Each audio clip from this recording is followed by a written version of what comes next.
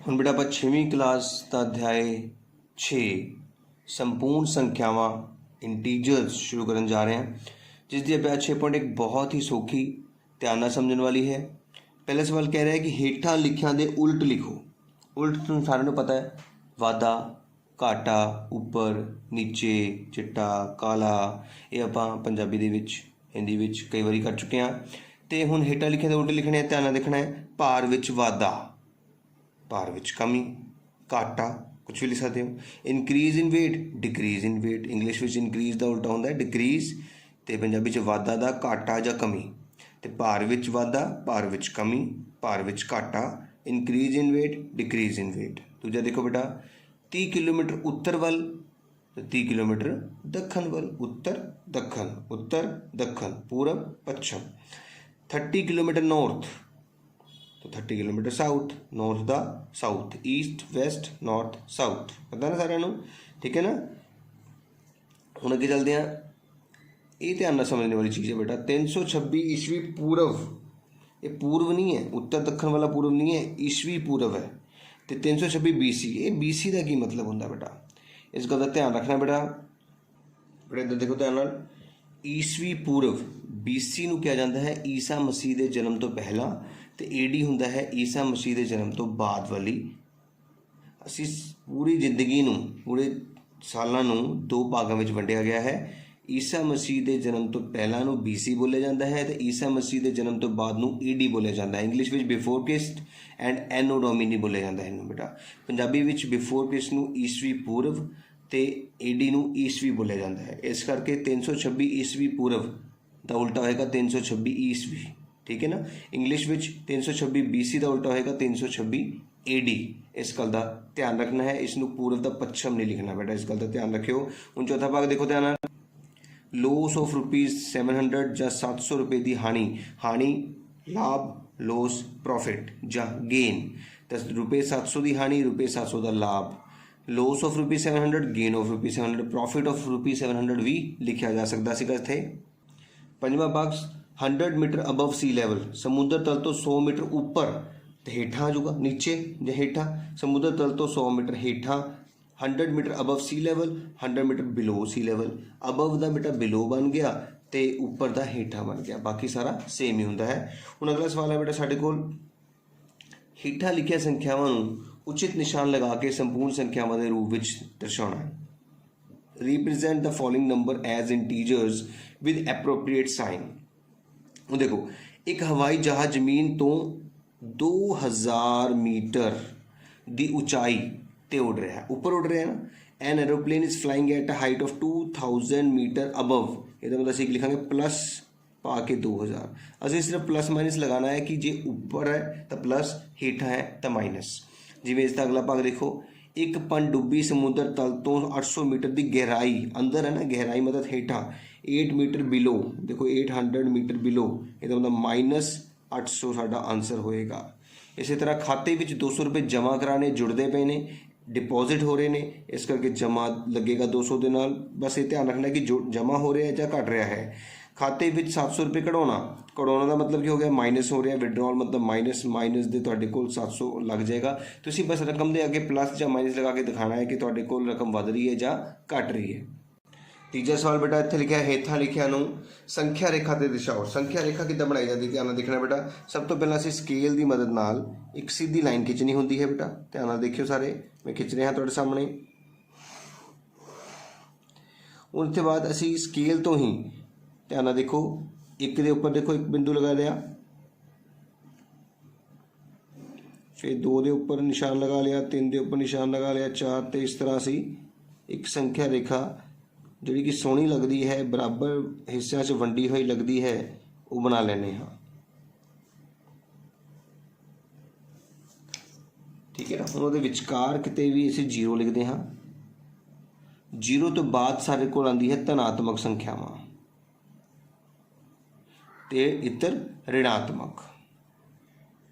इस गल का ध्यान रखना है। धनात्मक मतलब प्लस वालियाँ ऋणात्मक मतलब माइनस वालियाँ इस गल का भी ध्यान रखना है। 0 तो बाद 1 2 3 4 5 6 इधर -1 -2 गिनती एक तो ही शुरू करनी, जीरो तो बाद भी, 1 -2 -3 -4 -5 -6 -7। ਹੁਣ ਜਿਹੜੀ ਗਿਣਤੀ ਦੇ ਨਾਲ ਕੋਈ ਸਾਈਨ ਨਹੀਂ ਲੱਗਾ ਉਹ ਪਲੱਸ ਦੀਆਂ ਹੁੰਦੀਆਂ ਨੇ ਬੇਟਾ। ਹੁਣ ਅਸੀਂ ਲੱਭਣਾ ਕੀ ਹੈ, +5, ਤੇ ਇਹ ਤੁਹਾਡਾ ਬੇਟਾ +5 ਹੋਏਗਾ ਕਿਉਂਕਿ ਇਹਦੇ ਨਾਲ ਕੋਈ ਸਾਈਨ ਨਹੀਂ ਲੱਗਾ। ਇਹ ਤੁਹਾਡਾ ਕੀ ਆ ਗਿਆ ਹੈ, +5, ਜੋ कि ਅਸੀਂ ਸੰਖਿਆ ਰੇਖਾ ਤੇ ਦਰਸਾ ਦਿੱਤਾ ਹੈ। ਹੁਣ ਦੂਜਾ ਭਾਗ ਦੇਖੋ, -10 है बेटा, मैं उसी तरह नंबर लाइन बना ली है स्केल नाल, ते विचकार 0 1 2 3 प्लस दी, इधर धनात्मक सारे ते इस पासे ऋणात्मक संख्यावां लिख लिया ने। हुण असीं लभना है -10। तुसीं सारिआं नूं पता है कि धनात्मक संख्या 0 तो बाद धनात्मक ते पहलां ऋणात्मक हुंदियां ने, इस करके -10 साडे कोल आ देखो, तुसीं देख सकदे हो कि ये साडे कोल -10 आ चुका है, जो कि असीं संख्या रेखा ते रिप्रेजेंट कर लिया है। इसी तरह अगला देखो बेटा +8 ਸਾਨੂੰ ਪਤਾ ਕਿ प्लस का मतलब होंगे धनात्मक। 0 जिथे है उत्ते सज्जे हथे धनात्मक संख्यावां होंदियां ने, सज्जे हथे जावांगे +1 +2 +3 +4 +5 +6 +7 +8, ये तुहाडे कोल बेटा प्लस का 8 होवेगा। इसी तरह अगला देखो -1 माइनस लगा है, ये ऋणात्मक संख्या है, तो 0 के पिछले पासे देखो -1 लगा होएगा तुहाडे कोल, ये तुहाडे कोल -1 आ चुका है। इस तो अगला सवाल देखो बेटा -6, ये भी ऋणात्मक है, 0 तो पहला -1 -2 -3 -4 -5 ते -6, ये तुहाडे कोल ऋणात्मक संख्या मिल गई है। इस तरह असीं संख्या रेखा ते धनात्मक जां ऋणात्मक संख्यावां नूं लभ सकदे हां। उम्मीद कर रहे हैं तुहानूं सवाल समझ आया होगा। हुण बेटा चौथा सवाल देखो, सामने चित्र विच एक सीधी खड़ी संख्या रेखा दिखाई गई है जो संपूर्ण संख्या नूं दिखाउंदी है। एक इस रेखा नूं देखो तो हेठां लिखे बिंदुओं के स्थान पता करो। Adjacent figure is a vertical line, ध्यान नाल देखो, जी वर्टिकल लाइन तुहानूं दिखा रहा मैं, इधर ध्यान नाल देखो, तुहाडे कोल है डी के सामने +8 लिखा है तो कुछ इंग्लिश के अखर लिखे ने। हुण मैं तुहानूं दस चुका है कि 0 उपर सज्जे हथ उपर वाल नूं प्लस की गिनती होंदी है, ये मतलब 0 तो बाद निशान +1 होएगा, फिर +2 होएगा, +3 होएगा, +4 होएगा, +5, +6, +7, फिर +8 आ गया ना। इस तरह 0 तो थले -1 -2 -3 -4 -5 -6 -7 -8 -9 ਤੇ -10 होवेगा। हुण तुसीं ध्यान नाल दसना है कि जिहड़े सवालों के साडे जवाब ने, पहला सवाल सानूं पूछा गया है, जेकर बिंदु डी संपूर्ण संख्या +8 है तो -8 वाला बिंदु किहड़ा होवेगा। If D is on +8 then which point is on -8। तो तुसीं अपनी नंबर लाइन जिहड़ी आपां हुणे बनाई है उससे ध्यान नाल देखो, -8 के सामने कौन है बेटा, एफ है, बिल्कुल ठीक। तो तुहाडा पहले सवाल का जिहड़ा आंसर है वो की होवेगा, एफ बिंदु। लगी समझ। दूजा है कि जी एक ऋणात्मक संपूर्ण संख्या है, इस जी इज नेगेटिव और पॉजिटिव, ऋणात्मक या धनात्मक। जी देखो कितने है, आ जी रहा, जी थोड़ा माइनस से है, मतलब ऋणात्मक संख्या है, तो इसी की आंसर लिखोगे ऋणात्मक संख्या। इंग्लिश वाला बच्चा की लिखेगा, नेगेटिव।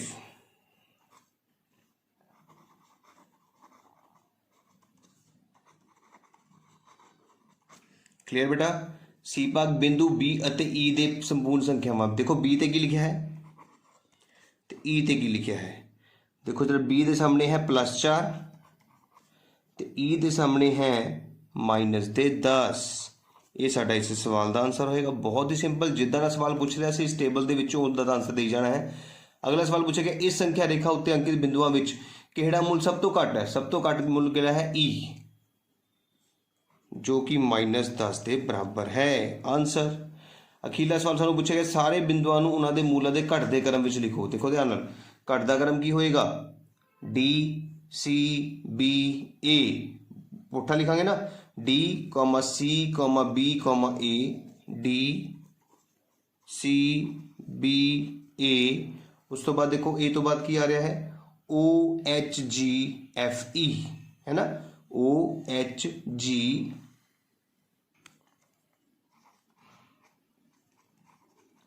F E. ਇਹ ਸਾਡਾ ਬੇਟਾ ਇਸ ਸਵਾਲ ਦਾ ਆਨਸਰ ਹੋ ਗਿਆ ਜੋ ਕਿ ਘਟਦੇ ਕ੍ਰਮ ਵਿੱਚ ਹੈ। ਉਮੀਦ ਕਰ ਰਿਹਾ ਤੁਹਾਨੂੰ ਸਮਝ ਆਇਆ ਹੋਵੇਗਾ ਕਿ ਕਿਸ ਤਰ੍ਹਾਂ ਅਸੀਂ ਇੱਕ ਨੰਬਰ ਲੇਖ ਲਾਈਨ ਨੂੰ ਪੜ੍ਹ ਕੇ ਸਾਰੇ ਸਵਾਲਾਂ ਦਾ ਜਵਾਬ ਦਿੱਤਾ ਹੈ। ਬੇਟਾ ਪੰਜਵਾਂ ਸਵਾਲ ਧਿਆਨ ਨਾਲ ਦੇਖਣਾ ਸਾਰਿਆਂ ਨੇ। ਸਾਲ ਦੇ ਵਿਸ਼ੇਸ਼ ਦਿਨ ਭਾਰਤ ਦੇ 5 ਸਥਾਨਾਂ ਦੇ ਤਾਪਮਾਨਾਂ ਦੀ ਸੂਚੀ ਹੇਠਾਂ ਦਿੱਤੀ ਗਈ ਹੈ। ਇੱਕ ਟੈਂਪਰੇਚਰ ਦਾ ਕਾਲਮ ਹੈ ਬੇਟਾ, ਸਾਨੂੰ कहता है कि स्थान है, तापमान है सियाचिन 0 डिग्री तो 10 डिग्री हेठा हेठा है ना, तो असी माइनस लिखांगे बेटा, घटता पिया है -10 degree Celsius, below -10 degree Celsius. 0 degree तो 2 डिग्री सैल्सीयस, फिर हेठा लिखा है तो -2 डिग्री सैल्सीयस आएगा, इधर बिलो है तो -2 डिग्री सैल्सीयस आएगा। अहमदाबाद का 0 डिग्री सैल्सीयस तो 30 डिग्री उपर, इसका मतलब प्लस विच। याद रखना बेटा, जी चीज़ घटती है वो माइनस से, जी वधदी है वो प्लस विच होंदी है। इसी तरह 0 डिग्री सैल्सीयस तो 20 डिग्री उपर, इसका मतलब प्लस का भी आएगा। अबव 0 डिग्री तो 5 डिग्री हेठा, मतलब -5 डिग्री सैल्सीयस होएगा, बिलो -5 डिग्री सैल्सीयस। ਹੁਣ ਕਹਿੰਦੇ ਇਹਨਾਂ ਸਥਾਨਾਂ ਦੇ ਤਾਪਮਾਨਾਂ ਨੂੰ ਸੰਪੂਰਨ ਸੰਖਿਆ ਦੇ ਰੂਪ ਵਿੱਚ ਖਾਲੀ ਥਾਵਾਂ ਵਿੱਚ ਭਰੋ। ਮੈਂ ਉਹ ਸਵਾਲ ਭਰ ਲਿਆ ਹੈ ਉੱਪਰ। ਇਹ ਸਵਾਲ ਪਹਿਲਾਂ ਤੁਸੀਂ ਇੱਧਰ ਲਿਖਣਾ ਹੈ ਬੇਟਾ, ਧਿਆਨ ਰੱਖਣਾ ਹੈ। ਸਵਾਲ ਉੱਪਰ ਆਉਣਾ ਸੀਗਾ ਤੇ ਇਹ ਉਹਦਾ ਆਨਸਰ ਹੈ। ਉਮੀਦ ਕਰਦਾ ਤੁਹਾਨੂੰ ਪਹਿਲਾ ਸਵਾਲ ਸਮਝ ਆਇਆ ਹੋਵੇਗਾ ਕਿਸ ਤਰ੍ਹਾਂ ਅਸੀਂ ਹੇਠਾਂ ਨੂੰ ਮਾਈਨਸ ਤੇ ਉੱਪਰ ਨੂੰ ਪਲੱਸ ਵਿੱਚ ਦਰਸਾਇਆ ਹੈ। ਹੁਣ ਬੇਟਾ ਬੀ ਭਾਗ ਦੇਖੋ, ਕਹਿੰਦਾ ਹੇਠਾਂ ਦਿੱਤੀ ਸੰਖਿਆ ਰੇਖਾ ਤਾਪਮਾਨ ਨੂੰ ਡਿਗਰੀ ਸੈਲਸੀਅਸ ਵਿੱਚ ਦਰਸਾਉਂਦੀ ਹੈ। ਉਪਰੋਕਤ ਸਥਾਨਾਂ ਦੇ ਨਾਮ ਸੰਖਿਆ ਰੇਖਾ ਉੱਤੇ ਇਹਨਾਂ ਦੇ ਤਾਪਮਾਨਾਂ ਦੇ ਸਾਹਮਣੇ ਲਿਖਣੇ ਹੈ। Following is the number line representing the temperature in degree Celsius. Plot the name of the city against its temperature. ਅਸੀਂ ਹੁਣੇ ਟੈਂਪਰੇਚਰ ਬਾਰੇ ਪਤਾ ਕੀਤਾ ਸੀਗਾ, -10 डिग्री ਸੈਲਸੀਅਸ ਸੀਗਾ ਸਿਆਚੀਨ ਦਾ, ਤੇ ਅਸੀਂ ਦੇਖੋ -10 डिग्री ਸੈਲਸੀਅਸ, ਦੇਖੋ ਆ ਦੇਖੋ -10 ਲਿਖਿਆ ਨਾ, ਇਸ ਦੇ ਉੱਪਰ ਐਰੋ ਲਗਾ ਕੇ ਲਿਖ ਲਿਆ ਸਿਆਚੀਨ, ਠੀਕ ਹੈ। ਉਸ ਤੋਂ ਬਾਅਦ ਅਸੀਂ ਪਤਾ ਕੀਤਾ ਸੀਗਾ -2 शिमला, देखो असी -2 0 तो बाद आता -1, फिर -2, फिर -3 -4 -5 इदा होंगे नहीं गिनती, तो 0 तो बाद -1 -2 इस बिंदु ते मैं एरो लगाया है तो शिमला लिख लिया है। तीजे नंबर से असी पता किया सीगा प्लस का 30 अहमदाबाद, तो असी देख सकते हैं 30 प्लस का 0 तो बाद होंगे है, उस पर असी एरो लगा के अहमदाबाद लिख लिया है। उस तो बाद देखो प्लस का 20 जो कि है दिल्ली, असी 20 के उत्ते देखो प्लस के 20 उत्ते दिल्ली लिख लिया है। उस तो बाद साडे कोल सीगा -5 ते श्रीनगर, तो तुसीं देख सकते हो -5 के उत्ते असीं श्रीनगर भी लिख लिया है। इस तो बाद सानूं जवाब पूछा गया किहड़ा स्थान सब तो ठंडा है, जिथे जिहड़ा बेटा टैंपरेचर सब तो घट हुंदा है उत्थे ठंड हुंदी है ना, इसदा मतलब सियाचीन सब तो ठंडा होवेगा। उन्हां स्थानां दे नाम लिखो जिन्हां दा तापमान 110 डिग्री तो उपर है। Right the name of the place where temperature is above 10 degree. 10 degree आ रहा, 10 तो बाद कौन कौन आ रहा है, दिल्ली ते अहमदाबाद, तो दिल्ली 20 डिग्री सैल्सीयस ते अहमद 30 डिग्री सैल्सीयस अपना जवाब लिख लिया है। उम्मीद करदा कि तुहानूं समझ आया होगा बेटा। बहुत ही सौखे सवाल ने बेटा, सिर्फ एक नंबर लाइन नूं देख के ही सारे सवालों का जवाब दे रहे हैं आपां, जरूर समझ आ रहा होगा तुहानूं। हुण अगला सवाल देखना ध्यान नाल। 6वें सवाल 'च कहा जा रहा है कि हेठां लिखे जोड़ियां विचों किहड़ी संख्या रेखा उत्ते दूसरी संख्या के सज्जे पासे, बेटा आ देखो ये सज्जा पासा हुंदा है ते ये खब्बा, इस तरह का ध्यान रखना है। ये तुहाडे कोल सज्जा हत्थ हुंदा है, इधर पासे तुहाडा खब्बा हत्थ हुंदा है, ठीक है। जिहड़ी पहलां आ गई वो खब्बा मनी जाऊगी, जिहड़ी बाद विच आऊगी वो सज्जा मनी जाऊगी। इस गल का ध्यान रखना सारिਆਂ ने।